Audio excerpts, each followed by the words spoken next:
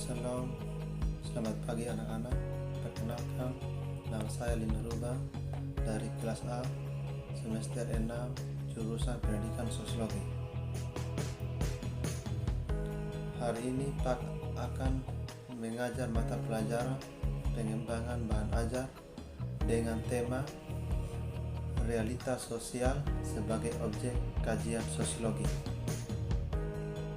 Sebelum kita mulai pelajaran, kita berdoa dulu menurut agama kita masing-masing. Oke, berdoa selesai.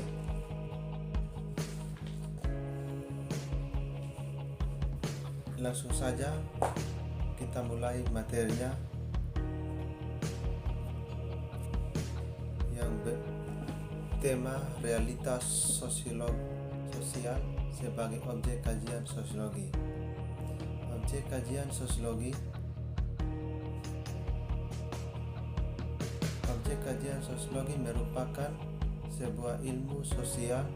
Sebagai sebuah ilmu, sosiologi harus mempunyai objek kajian yang berbeda dengan ilmu lainnya. Sebagai sebuah ilmu sosiologi, mempunyai kajian sebagai berikut. Yang pertama, objek material sosiologi.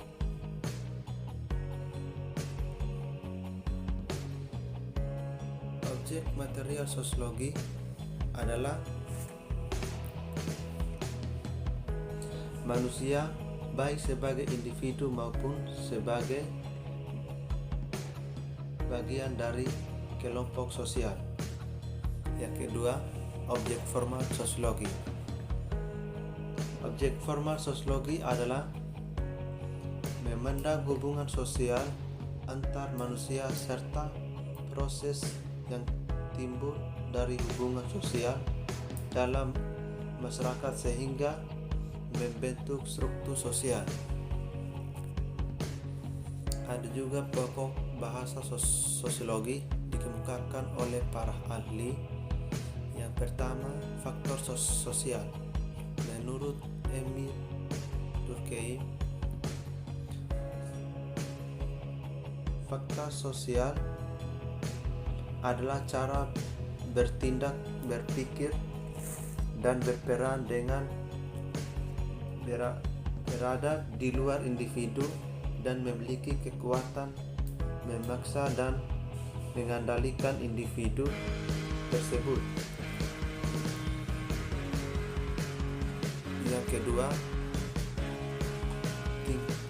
tingkah sosial. Menurut Max Weber, tingkah sosial adalah tindakan dilakukan dengan mempertimbangkan perilaku orang lain. Yang ketiga, sociological imagination. Menurut C. Mill, real adalah diperlakukan untuk memenuhi atau memahami apa yang terjadi di dalam diri manusia atau diri kita sendiri.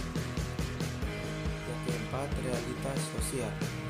Menurut Peter L. Beger, realitas sosial merupakan bentuk dan bukan merupakan suatu yang begitu saja ada sehingga seseorang sosiologi harus mampu membuka dari realitas sosial.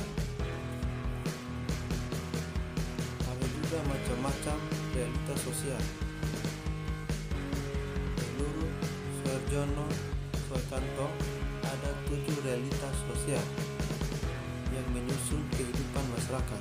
Yang pertama, interaksi sosial. Interaksi sosial adalah hubungan timbal balik dan komunikasi antar individu, organisasi, ataupun kelompok sosial. Yang kedua, nilai dan norma sosial. Nilai dan norma sosial adalah bersifat abstrak namun dapat dirasakan, merupakan patokan prinsip atau keyakinan yang mendasari etika dalam kehidupan masyarakat yang dapat menghasilkan prestise. Yang ketiga, stratifikasi sosial. Stratifikasi sosial adalah kenyataan bahwa setiap manusia memiliki strata yang berbeda dan tidak boleh diabaikan. Yang keempat, status sosial. Status sosial adalah kedudukan suatu individu dalam kehidupan masyarakat. Yang kelima, kebudayaan. Kebudayaan itu adalah tradisi yang sudah lahir sejak lama dan merupakan hasil karya, cipta, dan karsa dalam masyarakat tertentu. Keenam, peran sosial. Peran sosial adalah tingkah laku yang diharapkan menyangkut status sosial suatu individu. Yang ketujuh, perubahan sosial. Perubahan sosial itu perbedaan suatu kebudayaan sosial dari yang lama ke yang baru, namun masih menyesuaikan diri dengan adat suatu masyarakat tertentu. Hubungan antar realitas sosial. Setiap realitas sosial saling berhubungan, saling mengaruhi dan saling menentukan. Hubungan yang terjadi antar anggota masyarakat mencerminkan adanya hubungan antar realitas sosial. Yang pertama, hubungan antar nilai sosial dengan interaksi sosial, yaitu suatu interaksi sosial dipengaruhi oleh nilai-nilai yang berlaku di masyarakat. Yang kedua, hubungan antara norma sosial dengan interaksi sosial, yaitu keberadaan norma berfungsi untuk mengatur ketertiban di dalam masyarakat. Hubungan antara status dan peran sosial dengan interaksi sosial. Setiap orang memiliki status dan peran tertentu. Yang keempat, hubungan antara kebutuhan dasar, norma, dan institusi sosial. Setiap manusia mempunyai kebutuhan dasar. Salah satunya adalah kebutuhan akan ikatan keluarga. Yang kelima, hubungan antara peran sosial dengan kebudayaan, yaitu keberadaan peran sosial dipelajari dari kebudayaan masyarakat. Yang keenam, hubungan antara kelas sosial dengan interaksi sosial. Kelas sosial memengaruhi tingkah laku seseorang, nilai-nilai yang dianut, dan gaya hidup seseorang. Sekian dan terima kasih.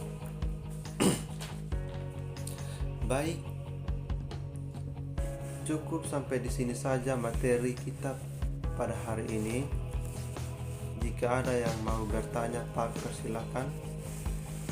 Baik, kalau tidak ada yang mau bertanya, Pak, tutup pelajaran kita pada hari ini. Sebelumnya kita berdoa dulu.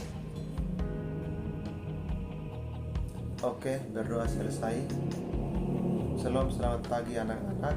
Sampai berjumpa minggu depan.